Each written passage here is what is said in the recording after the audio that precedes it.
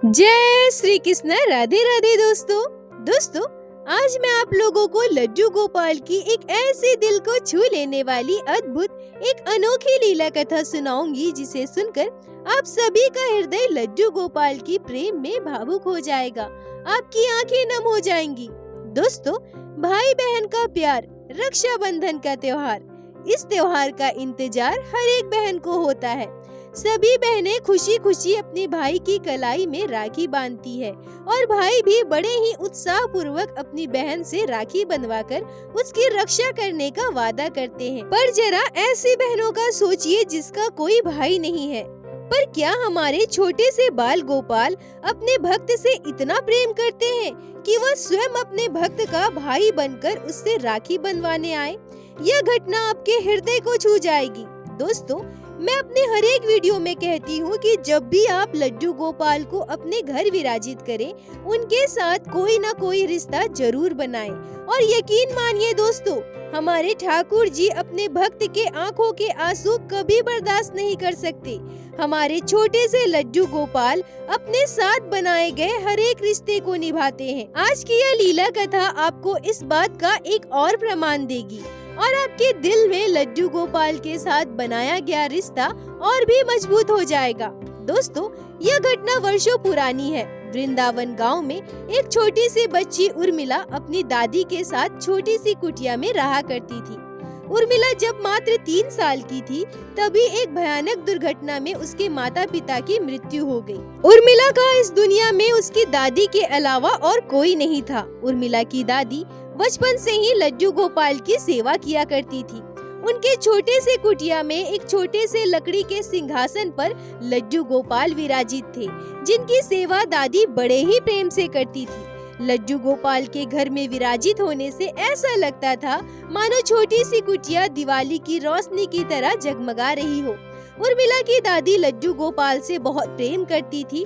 अपने मन की हर एक बात वो अपने बाल गोपाल से किया करती थी। उनके जीवन में उनका सुख दुख बांटने के लिए, सुख दुख सुनाने के लिए लड्डू गोपाल के अलावा और कोई नहीं था। दोस्तों, यह घटना तब की है जब वृंदावन आज के समय की तरह सुविधाओं से परिपूर्ण नहीं था। चारों तरफ बड़े बड़े जंगल हुआ करते थे। उर्मिला की दादी प्रत्येक दिन जंगल जाकर लकड़ी काट कर लाया करती थी और उस लकड़ियों को बेचकर उन्हें जो 2-4 पैसे मिलते थे, उसी से अपना और उर्मिला का पालन पोषण करती थी और साथ ही साथ अपने लड्डू गोपाल के भोग की व्यवस्था भी करती थी। वैसे ही समय बीत रहे थे। उर्मिला अब थोड़ी बड़ी हो गई। अब वो 8 वर्ष की हो चुकी थी। जब उर्मिला छोटी थी तब उसे इस त्योहार के बारे में ज्यादा पता नहीं था, तो उसे बुरा भी नहीं लगता था। पर जैसे जैसे उर्मिला बड़ी होती रही, अब उसे रक्षाबंधन के दिन बहुत दुख होता था, क्योंकि उसके गांव के बाकी बच्चे उसे चिढ़ाते थे। उसे कहते थे कि तुम्हारा तो कोई भाई नहीं है, तो तुम राखी किसे बांधोगी? देखो ना, हमारा भाई है, हम उसे राखी बांधेंगे, पूरा दिन मस्ती करेंगे। तुम्हारा तो कोई भाई ही नहीं है। यह कहकर गांव के बाकी बच्चे उर्मिला को चिढ़ाया करते थे। उर्मिला को भी अपनी सहेलियों की इन बातों से बहुत दुख होता था। वो रोती थी। वो सोचती थी कि सच में यह लोग तो सही कह रहे हैं, मेरा तो कोई भाई ही नहीं है, मैं किसे राखी बांधूंगी? यह सोचकर उर्मिला एक दिन रोते रोते दौड़कर अपनी दादी के पास पहुंची और अपनी दादी से कहती है कि दादी, मेरा कोई भाई क्यों नहीं है? सभी रक्षाबंधन पर अपने अपने भाइयों को राखी बांधते हैं, पर मेरा तो कोई भाई ही नहीं है जिसे मैं राखी बांध सकूं। कुछ दिनों बाद फिर से रक्षाबंधन का त्योहार आने वाला है। अब बताओ ना, मैं किसे राखी बांधूंगी? मेरा कोई भाई क्यों नहीं है दादी? यह कहकर उर्मिला जोर जोर से अपनी दादी को पकड़कर रोने लगी। एक छोटी सी बच्ची जिसे बचपन से पाल पोस कर एक वृद्ध महिला बड़ा कर रही है, उस बच्चे की आंख में आंसू दादी बर्दाश्त नहीं कर पाई और उन्होंने लड्डू गोपाल की ओर इशारा करते हुए कहा कि किसने कहा तुम्हारा भाई नहीं है? वो देखो, वो बैठे हैं सामने तुम्हारा भाई, तुम अपने लड्डू गोपाल को ही राखी बांधना। वो देखो ना सामने कैसे मुस्कुराते हुए बैठा है तुम्हारा भाई। वो कहते हैं ना, बच्चों का मन बहुत ही निर्मल और कोमल होता है। छोटी सी बच्ची उर्मिला लड्डू गोपाल को अपना भाई स्वरूप पाकर बहुत खुश हो गई। उस दिन से छोटी सी बच्ची उर्मिला अपने भाई लड्डू गोपाल से इतना प्रेम करने लगी कि दूसरे ही दिन से वो अपने दादी को लड्डू गोपाल का कोई भी काम करने नहीं देती थी। वो छोटे से भाई बाल गोपाल का हर एक काम खुद ही करती थी। लड्डू गोपाल को स्नान कराना, उनका श्रृंगार करना, बाल गोपाल को भोग लगाना, सब कुछ उर्मिला ही किया करती थी। और अपने भाई से नाराज होकर वो यह भी कहा करती थी कि तुम कैसे भाई हो, तुम तो मुझसे बात भी नहीं करते, ना ही तुम मुझसे मिलते हो, ना ही मेरे साथ खेलते हो। मेरी सारी सखियों का भाई अपने बहनों से कितना प्रेम करता है, उसके साथ खेलता है, बातें करता है, पर तुम मेरे कैसे भाई हो जो आज तक मुझसे बात ही नहीं किए, ना ही हमारे घर आते हो, ना ही अपने जगह से हिलते हो। कभी तो मुझसे बात कर लिया करो। अगर तुम ऐसा करोगे तो तुम देख लेना, मैं नाराज हो जाऊंगी और फिर मैं कभी भी तुमसे बात नहीं करूंगी, न तुम्हारे साथ खेलूंगी। उर्मिला प्रतिदिन अपने लड्डू भाई से यह बातें कहा करती थी और गुस्सा होकर अपनी दादी के पास जाकर बैठ जाया करती थी। उर्मिला एक दिन अपनी दादी से कहती है कि दादी, आप तो कहते हैं कि लड्डू गोपाल मेरे भाई हैं और मैं भी उन्हें भाई मानती हूँ, फिर वो मुझसे बात क्यों नहीं करते, ना ही मेरे साथ खेलते हैं, ना ही हमारे घर आते हैं। उनका घर कहाँ है दादी, वो कहाँ रहते हैं, वो हमसे कभी मिलेंगे भी या नहीं? दादी छोटी सी उर्मिला के अपने भाई लड्डू गोपाल के प्रति प्रेम देखकर आश्चर्य थी। छोटे से बच्चे के मन में उठे सरल सवालों से दादी भावुक हो गई। दादी उर्मिला से कहती है कि तुम्हारा भाई तो उस सामने वाले बड़े जंगल में रहता है। तब उर्मिला अपनी दादी से कहती है कि मेरा भाई जंगल में रहता है? क्यों दादी, उसका घर कहाँ है, उसे जंगल में डर नहीं लगता? तब दादी उर्मिला से कहती है कि नहीं नहीं, उसे बिल्कुल भी डर नहीं लगता। वो क्या है ना, बाल गोपाल को गांव में रहना बिल्कुल भी पसंद नहीं है, इसलिए वो अकेले जंगल में ही रहता है। तभी उर्मिला मासूम सवालों के साथ अपनी दादी से फिर से कहती है कि दादी, मेरा भाई लड्डू गोपाल कभी मुझसे मिलने क्यों नहीं आता, वो कभी मुझसे बात क्यों नहीं करता, क्या वो कभी जंगल से इस गांव में नहीं आएगा, और क्या रक्षाबंधन में मुझसे राखी भी नहीं बंधवाएगा? तभी दादी नम आंखों से उर्मिला की ओर देखती है और उससे कहती है कि हाँ बेटा, तुम्हारा भाई तुम्हारे पास जरूर आएगा, तुमसे बातें भी करेगा, तुम्हारे साथ खेलेगा भी। बस तुम सच्चे दिल से अपने लड्डू गोपाल भाई की सेवा करते रहो और तुम परेशान मत हो, कुछ भी मत सोचो, देखना तुम्हारा भाई तुमसे राखी बनवाने जरूर आएगा। यह सुनते ही उर्मिला खुशी से झूम उठी और हंसते हंसते नाचते झूमते फिर से अपने भाई लड्डू गोपाल की सेवा में जुट गई। दिन बीतते गए और रक्षाबंधन का त्योहार भी आ गया। रक्षाबंधन के एक दिन पहले उर्मिला अपनी दादी से कहती है कि दादी, आपने तो कहा है कि मेरा भाई जंगल में रहता है और वह मुझसे राखी बंधवाने भी आएगा, फिर अगर कल वो अचानक से मुझसे राखी बंधवाने आए तो मैं उसे क्या बांधूंगी? तो आप मेरा एक काम कीजिए, मेरे लिए एक राखी और कुछ मिठाई लाकर रख दीजिए, कल वो कभी भी आ सकता है, मुझे अपने भाई को राखी बांधनी है। उर्मिला की दादी अपनी पोती की बातें सुनकर बहुत भावुक हो जाती है। छोटे से बच्चे के सरल मन के भाव को सुनकर उर्मिला की दादी खुद को रोक नहीं पाई। दादी उर्मिला के लिए राखी और मिठाई लेकर आती है और उर्मिला को देते हुए कहती है कि ये लो राखी और मिठाई, कल तुम सुबह सुबह लड्डू गोपाल को राखी बांध देना। उर्मिला राखी और मिठाई को संभाल कर रख देती है। तभी कुछ देर के बाद गांव की उसकी सखियां आती है और उर्मिला से कहती है कि उर्मिला, कल तो रक्षाबंधन है, हम सभी अपने अपने भाई को राखी बांधेंगे, पूरा दिन मस्ती करेंगे, पर तुम्हारा तो कोई भाई ही नहीं है, तुम राखी किसे बांधोगी? यह कहकर उसका मजाक उड़ाने लगते हैं। सभी आपस में हंसने लगते हैं। उर्मिला को यह बिल्कुल भी अच्छा नहीं लगता।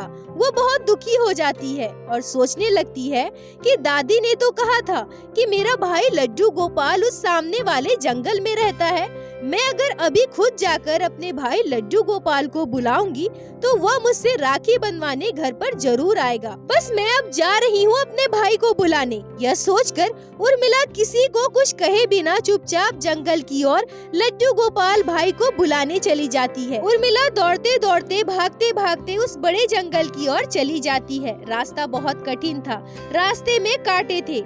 उस कठिन रास्ते पर चलते चलते छोटी सी बच्ची के कोमल पैरों में कांटे चुभ गए और खून निकलने लगे। उसके पैर में दर्द होने लगा। वो अपने लड्डू भाई को बुलाती है कि भाई भाई तुम कहाँ हो, तुम आओ ना मेरे पास। देखो ना तेरी बहन तुझे लेने आई है, चलो ना मेरे साथ मेरे घर, कल मैं तुम्हें राखी बांधूंगी। तुम कहाँ छुप कर बैठे हो, जल्दी से आओ ना भाई। उर्मिला के पैरों से लगातार रक्त बह रहे थे, उसके पैरों में दर्द हो रहा। उर्मिला के पैरों से लगातार रक्त बह रहे थे, उसके पैरों का दर्द अब असहनीय हो रहा था। उर्मिला अपने दर्द को और सह नहीं पा रही थी। रोते हुए वो एक पेड़ के नीचे बैठ गई और रोते रोते अपने लड्डू भाई से फिर से कहने लगी, अपने लड्डू गोपाल भाई को बुलाने लगी, भाई तुम कहाँ हो, देखो ना मेरे पैरों से कितना रक्त बह रहा है, मेरे पैरों में दर्द हो रहे हैं। मैं कब से तुम्हें बुला रही हूँ, मैं इतनी दूर से जंगल तुम्हें मिलने आई हूँ और तुम अभी भी छुप कर बैठे हो। तुम मेरे साथ ऐसा क्यों कर रहे हो भाई, तुम आ जाओ ना मेरे पास, मुझसे बात करो। अगर तुम मेरे साथ घर नहीं जाओगे, मुझसे राखी नहीं बंधवाओगे तो मैं भी आज यहाँ से नहीं जाऊंगी, मैं भी यहीं ऐसे ही बैठे रहूंगी। अपने छोटे से भक्त के आंखों के आंसू हमारे बाल गोपाल बर्दाश्त नहीं कर पाए। भक्त के मन में सच्चे भाव को, निर्मल प्रेम को देखते हुए लड्डू गोपाल स्वयं उर्मिला के पास 14 साल के लड़के का रूप धारण करके आ गए। इधर उर्मिला अपना सर झुकाकर बैठे बैठे रो रही थी। लड्डू गोपाल उर्मिला से कहते हैं, अरे उर्मिला तुम यहाँ बैठकर रो रही हो, इधर देखो मैं आ गया हूँ, मैं तुम्हारा भाई हूँ। अरे उर्मिला देखो तो मेरी तरफ, मैं आ गया हूँ फिर भी तुम बैठे बैठे रो रही हो। बहन एक बार अपनी भाई की ओर देखो ना, तुम्हारा भाई तुमसे बात करना चाहता है, तुम अपने भाई की बात क्यों नहीं सुनती उर्मिला, मेरी तरफ एक बार देखो बहन। पहली बार लड्डू गोपाल स्वरूप अपने भाई को देखकर उर्मिला प्रसन्न हो जाती है और कहती है, तुम मेरे भाई हो क्या, तुम लड्डू गोपाल हो। भगवान श्री कृष्ण श्री लड्डू गोपाल कहते हैं, हाँ बहन मैं ही लड्डू गोपाल हूँ, तुम यहाँ जंगल में ऐसे बैठकर क्यों रो रही हो, मैं तुम्हारा भाई हूँ ना, और कल मैं तुमसे राखी बंधवाने भी आ जाऊंगा, तुम बिल्कुल परेशान मत हो और अब चुप हो जाओ।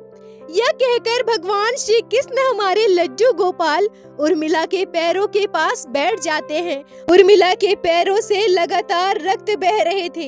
लड्डू गोपाल अपनी बहन की ऐसी दशा देखकर भावुक हो जाते हैं और हमारे भगवान श्री कृष्ण के दोनों आंखों से अश्रुधारा बहने लगते हैं। दोस्तों, भगवान कभी अपने भक्तों के आंसू को नहीं देख सकते हैं और हमारे भगवान श्री कृष्ण श्री लड्डू गोपाल तो दीन दयाल हैं, दीन बंधु हैं, भक्त बत्सल हैं। वो भला छोटी सी भक्त बहन की आंखों के आंसू कैसे देख सकते थे। लड्डू गोपाल अपने हाथों से उर्मिला के पैरों के रक्तों को पोंछने लगे, उसे साफ करने लगे, अपने बहन के पैरों को सहलाने लगे। हमारे ठाकुर जी का हाथ लगते ही उर्मिला के पैर पूरी तरह से स्वस्थ हो गए। पैरों से निकलने वाला खून बंद हो गया, उसकी पीड़ा गायब हो गई।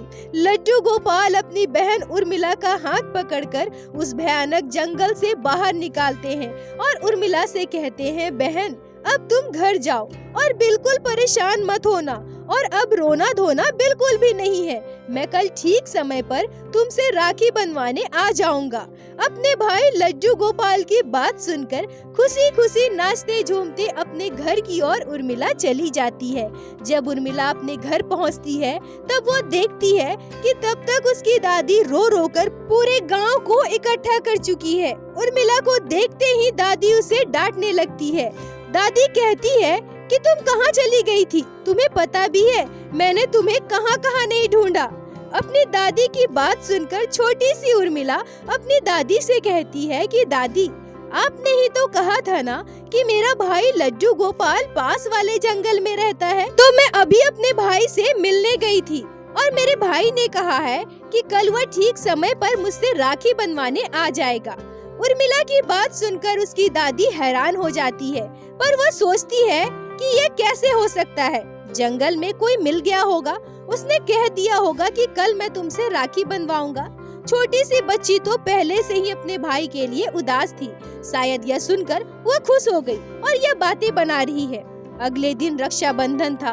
उर्मिला सुबह सुबह उठकर अच्छे से स्नान करती है, नए वस्त्र धारण करती है और अच्छे से तैयार होती है। फिर अपने लड्डू गोपाल को स्नान करा के उनका श्रृंगार करती है। उन्हें तैयार करके लड्डू गोपाल को भोग लगा देती है। बाल गोपाल को भोग लगाने के बाद उर्मिला दरवाजे के पास बैठकर अपने भाई लड्डू गोपाल का इंतजार करने लगती है। इधर समय बीतने लगता है, पर अभी भी उर्मिला का भाई लड्डू गोपाल कहीं दिखाई नहीं देते। उर्मिला परेशान होकर सोचने लगती है कि मेरे भाई ने तो कहा था कि मैं ठीक समय पर आ जाऊंगा, इतनी देर हो गई, अभी तक वो आया क्यों नहीं। बूढ़ी दादी उर्मिला को कब से दरवाजे पर बैठे किसी का इंतजार करते हुए देख रही थी। दादी उर्मिला से कहती है कि क्या हुआ उर्मिला, तुम तब से वहाँ बैठकर किसका इंतजार कर रही हो, घर आओ खाना खाओ। तभी उर्मिला अपनी दादी से कहती है कि देखो ना दादी, भाई ने तो कल मुझसे कहा था कि मैं ठीक समय पर आकर तुमसे राखी बनवाऊंगा, पर इतनी देर हो गई, अभी तक वो नहीं आया। दादी मन ही मन सोचती है कि छोटी सी बिटिया कितनी मासूम है। हे मेरे गोपाल, अब आप ही इसे संभालो। तभी अचानक उर्मिला देखती है कि जंगल की तरफ से उसका भाई लड्डू गोपाल आ रहा है। उर्मिला खुशी खुशी झूमते हुए अपने लड्डू गोपाल भाई की तरफ दौड़ती है और अपने भाई का हाथ पकड़कर अपनी कुटिया में लेकर आती है। लड्डू गोपाल के कलाई में राखी बांधती है और उन्हें मिठाई खिलाती है। उर्मिला का भाई भगवान श्री कृष्ण हमारे लड्डू गोपाल अपने बहन के लिए नए वस्त्र, तरह तरह की मिठाइयाँ और बहुत सारे खिलौने लेकर आए थे। उर्मिला खुशी खुशी अपने दादी से कहती है कि देखो ना दादी, मैंने कहा था ना मेरा भाई आएगा, और देखो मेरा भाई मुझसे राखी बनवाने आया है और मेरे लिए कितना सारा उपहार लेकर आया है। अब मुझे मेरी कोई सहेली परेशान नहीं करेगी, कोई मुझे नहीं चिढ़ाएगी। अब तो मेरा भी भाई है, मेरा भाई आया भी और मुझसे राखी भी बनवाया। ये सब देखकर दादी हैरान थी। दादी सोचती है कि ये सब क्या हो रहा है, ये लड़का कौन है, कल उर्मिला से मिला और आज राखी बनवाने भी आ गया और अपने साथ इतना सारा उपहार लेकर आया है। उर्मिला अपने भाई को राखी बांधकर उनसे ढेर सारा उपहार पाकर बहुत खुश थी। अपने बहन के साथ थोड़ा समय बिताने के बाद लड्डू गोपाल अपनी बहन उर्मिला से कहते हैं कि बहन, अब मुझे जाना पड़ेगा। अपने भाई की जाने की बात सुनकर उर्मिला बहुत उदास हो जाती है और कहती है, भाई तुम कहाँ जाओगे, तुम हमारे साथ हमारे घर पे रहो ना, तुम ऐसे जा रहे हो ना तो मुझे बिल्कुल भी अच्छा नहीं लग रहा है। लड्डू गोपाल अपनी बहन भक्त उर्मिला से कहते हैं कि नहीं बहन, मुझे तो जाना ही पड़ेगा, पर तुम चिंता मत करो, मैं तुमसे प्रतिदिन मिलने आऊंगा। यह कहकर भगवान श्री कृष्ण श्री लड्डू गोपाल वहाँ से चले जाते हैं। दादी के मन में कई सारे सवाल थे। यह लड़का कौन था, क्यों आया था, कैसे आया था। शिशु रूपी भगवान श्री कृष्ण के जाते ही दादी उर्मिला से कहती है कि उर्मिला, ये कौन था और तुम्हें कहाँ मिला था। तब उर्मिला अपनी दादी से कहती है कि दादी, आपने ही तो कहा था ना कि तुम्हारा भाई जंगल में रहता है, तो मैं कल अपने भाई को ढूंढने के लिए जंगल ही गई थी और वहाँ मुझे मेरे भाई मिले और उन्होंने ही मुझसे कहा कि मैं लड्डू गोपाल हूँ, मैं तो तुम्हारे घर रहता हूँ और कल मैं तुमसे राखी बनवाने भी आऊँगा। और देखो ना दादी, आज तो मुझसे राखी बनवाने मेरे भाई आ भी गए और मेरे लिए इतना सारा तोहफा लेकर आए। उर्मिला की बात सुनते ही दादी की नजर लड्डू गोपाल की तरफ पड़ती है और उसके बाद दादी जो देखती है उसे देखकर हैरान हो जाती है। लड्डू गोपाल के हाथ में वही राखी बंधी थी जो उर्मिला ने उस लड़के के हाथ में बांधी थी और बाल गोपाल के आगे वही सारी मिठाइयाँ रखी थी जो उर्मिला ने उस लड़के को खिलाया था। यह दृश्य देखकर दादी समझ जाती है कि भगवान श्री कृष्ण श्री लड्डू गोपाल स्वयं उर्मिला को दर्शन दिए और भाई का रूप धारण करके उर्मिला से राखी बनवाने भी आए। दादी लड्डू गोपाल के चरण पकड़कर रोने लगती है और कहती है, हे मेरे गोपाल, यह आपने क्या किया? मेरे साथ आज आपने इतना बड़ा छल क्यों किया? मैं बचपन से आपकी सेवा कर रही हूँ, फिर आपने मुझे दर्शन क्यों नहीं दिए? मुझे अपने होने का एहसास क्यों नहीं करवाया? क्यों आप मेरे साथ ऐसा खेल खेल रहे हो? आज भी आप मेरे साथ छल किए हो। सच में आप बहुत बड़े छलिया हो। यह कहकर दादी जोर जोर से रोने लगी। इधर हमारे ठाकुर जी दादी के अंतनाद को सह नहीं पाए। दादी की आंखों के आंसू और उर्मिला की भक्ति से मोहित होकर ठाकुर जी हमारे लड्डू गोपाल के विग्रह से स्वयं प्रकट हो गए और दादी और उर्मिला को दर्शन दिए। दर्शन के उपरांत जब ठाकुर जी ने यह कहा कि अब मुझे बैकुंठ धाम वापस जाना पड़ेगा, तब उर्मिला और उसकी दादी दोनों ने मिलकर लड्डू गोपाल के चरण पकड़ लिए और दादी कहती है कि हे मेरे गोपाल, मेरे गोविंद, आप हमें यहाँ अकेले छोड़कर मत जाइए, हमें भी अपने साथ लेकर जाइए। उर्मिला और उसकी दादी की निश्चल भक्ति, प्रेम और सच्ची निष्ठा से वो दोनों ठाकुर जी में विलीन हो गए। उस दिन के बाद ग्रामवासी ने कभी भी उर्मिला और उसकी दादी को गांव में दोबारा नहीं देखा। दोस्तों, भक्ति में कितनी शक्ति होती है, आप सभी इस लीला कथा को सुनने के बाद यह जरूर समझ गए होंगे। बस हम सभी की भक्ति भी ऐसी ही होनी चाहिए, निश्चल, निस्वार्थ और सच्चा। फिर आप देखना, हमारे ठाकुर जी हमारे लड्डू गोपाल खुद को अपने भक्त से कभी भी दूर नहीं रख सकते हैं। और दोस्तों, एक बार मेरे साथ प्रेम से कहिए, बोलो बाके बिहारी लाल की जय, लड्डू गोपाल की जय, जय जय श्री राधे। दोस्तों, यदि आप लोगों को आज की यह लीला कथा अच्छी लगी हो, आपके हृदय को स्पर्श की हो, तो कृपया वीडियो को लाइक करके अपने दोस्तों के साथ शेयर अवश्य करें, जिससे बाकी भक्त भी लड्डू गोपाल के इस अद्भुत लीला कथा को श्रवण कर सके। और हमारे चैनल को सब्सक्राइब करें, जिससे प्रतिदिन आप लोग हमारे चैनल पे श्री बाके बिहारी श्री लड्डू गोपाल की लीला कथा सुन सके। दोस्तों, यदि आपके जीवन में घटी हो कोई भी चमत्कारी घटना या लड्डू गोपाल ने कभी भी की हो कोई भी लीला जिसे आप हम सभी के साथ शेयर करना चाहते हैं, तो कृपया हमें इंस्टाग्राम पे मैसेज करें। हम आपसे कांटेक्ट करेंगे और आपकी उस लीला कथा को हमारे चैनल पे बाकी सारे भक्तों के साथ शेयर अवश्य करेंगे। लड्डू गोपाल की कृपा आप पर और आपके पूरे परिवार पर बनी रहे। राधे राधे दोस्तों।